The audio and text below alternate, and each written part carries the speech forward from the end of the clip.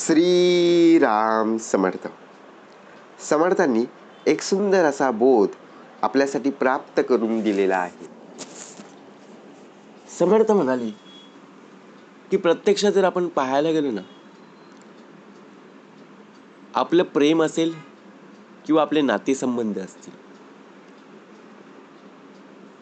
त्यामध्ये जो विश्वास आहे ना, तो दीर्घकाळ टिकणारा असावा. कारण प्रत्यक्ष जर आपण पाहायला गेलो ना,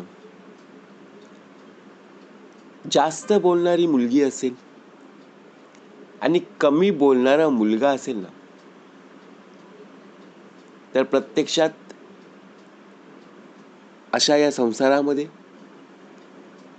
अशा या नात्यांमध्ये त्यांचा संसार हा दीर्घकाळ टिकणारा असतो. समर्थ म्हणाले, कुणाच्याही अंतरी लागेल धक्का, ऐसी वर्तणूक करू नका आणि कुणालाही बोलू नका. कारण का भाग का दिलेला आहे?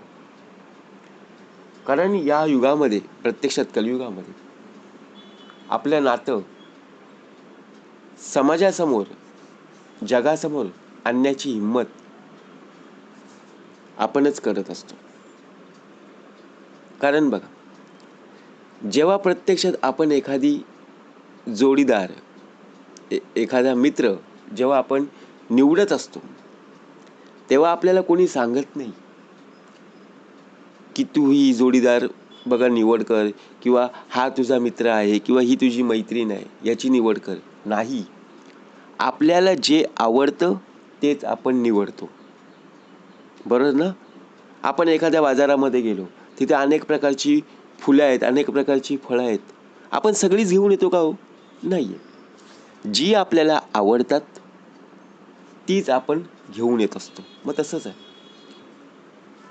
एकमेकांवर जीवापाड प्रेम तेव्हाच होत असतं जेव्हा आवड निवड एकत्र येत असतात. ज्या माणसांना टोमणे चांगले समजतात ते समोरच्या व्यक्तीचं मन सहज वाचू शकतात. आता विचार करा, आपण एखाद्या व्यक्तीला बघा प्रत्यक्षात काही विचारायला गेलो तर ती व्यक्ती सहजपणे टोमणे मारते, आणि ती व्यक्ती आहे ना, संपूर्ण आपलं चरित्र वाचून दाखवत असते. आपण विचार करतो, अरे माझं संपूर्ण जीवनातला जे काही प्रश्न असेल ह्यांना कसं माहिती पडलं की आता माझ्या आयुष्यात खरं काय चाललंय. परंतु प्रेम हे मनापासून केलं पाहिजे. कारण आकर्षण आहे ना, हा नजरेचा खेळ असतो. आकर्षणात ते अवघड आहे. आपण काय करतो, फक्त सौंदर्याने बघा भुलून जातो.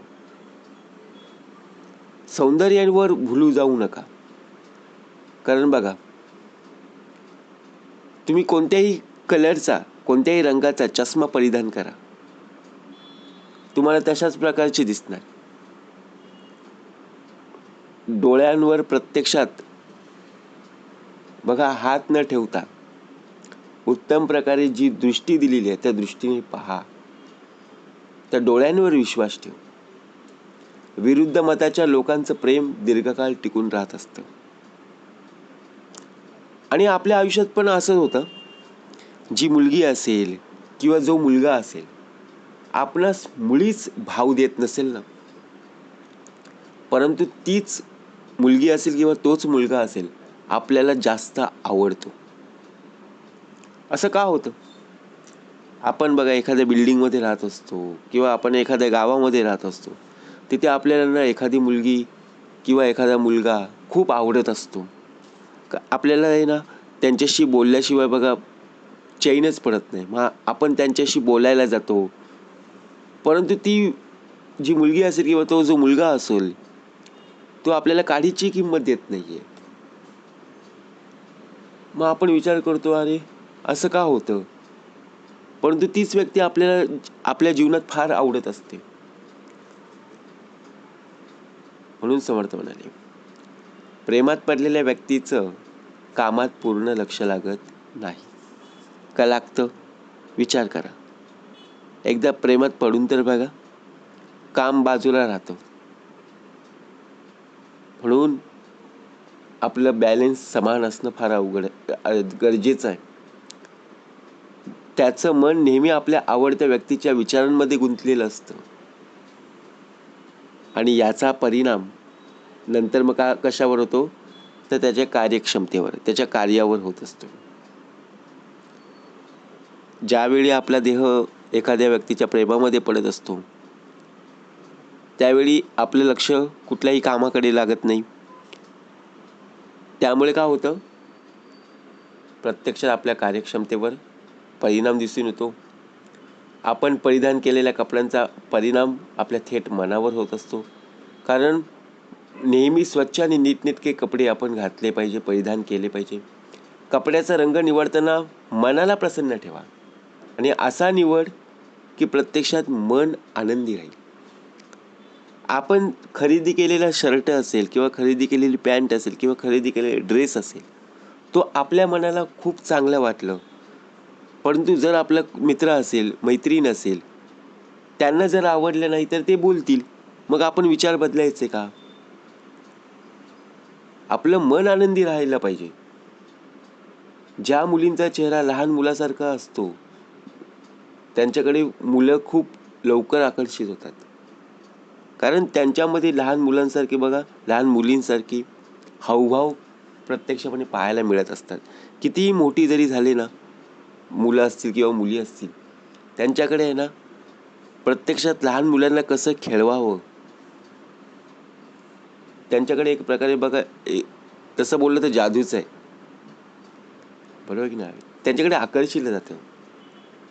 जर तुम्ही एखाद्या व्यक्तीवर प्रेम करत असाल तर नक्कीच व्यक्त व्हा, नाहीतर तुम्ही कायम अस्वस्थ राहाल. तुमची विचार करण्याची क्षमता हळूहळू कमी होऊन जाईल.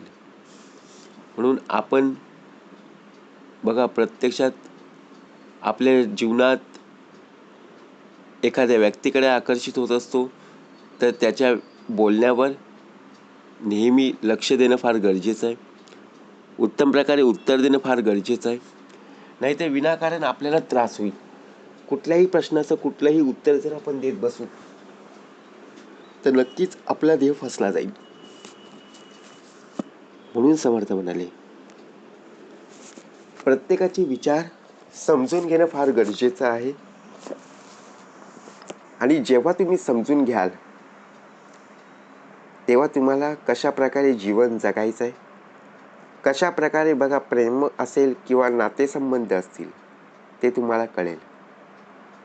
एखादी मुलगी असेल किंवा एखादा मुलगा असेल, आपल्याशी जेव्हा बोलत असताना त्यांचे विचार समजून घेणं फार गरजेचं आहे. त्यांचा प्रश्न काय आहे तो समजून घे आणि त्याप्रमाणे उत्तर देणं फार गरजेचं आहे. म्हणून आपल्याला फक्त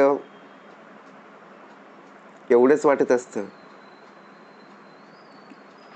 की ज्याप्रमाणे आपल्या आयुष्यात भरपूर जण मित्र यावेत, मैत्रिणी असाव्यात, परंतु प्रत्येकाच्या वाटेला तेवढं काही मिळत नाही.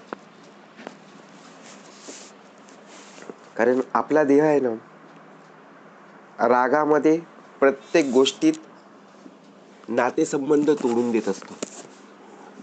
मग कशी मित्रमैत्रिणी बघा प्रत्यक्षपणे जुळत राहतील? नाही ना.